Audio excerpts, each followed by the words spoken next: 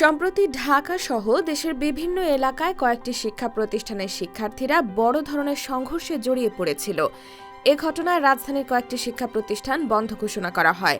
শিক্ষা প্রতিষ্ঠানে ভাঙচুর ও লুটপাটের ঘটনা ঘটে, বিষয়টি নিয়ে উদ্বিগ্ন অভিভাবকেরা। এ অবস্থায় শিক্ষার্থীদের সংঘাতে না জড়াতে স্কুল কলেজের প্রতি নির্দেশনা দিয়েছে শিক্ষা মন্ত্রণালয়। এরই অংশ হিসেবে সহশিক্ষা কার্যক্রমের একটি তালিকা নমুনাও প্রকাশ করা হয়েছে। শিক্ষা মন্ত্রণালয়ের ওই নির্দেশনায় বলা হয়, দেশের তরুণ প্রজন্মকে উদ্যমী, সৃজনশীল এবং সচেতন করে তুলতে 9টি বিশেষ কর্মসূচি হাতে নেওয়া হয়েছে। এর মধ্যে রয়েছে শিক্ষা প্রতিষ্ঠানের আঙিনা পরিচ্ছন্নতা অভিযান, বিজয়ের 36 জুলাই থিমে গ্রাফিতি অঙ্কন এবং ক্রান্তিকালে তারুণ্য দুর্জয় ভিত্তিক থিম সং রচনা ও পরিবেশন।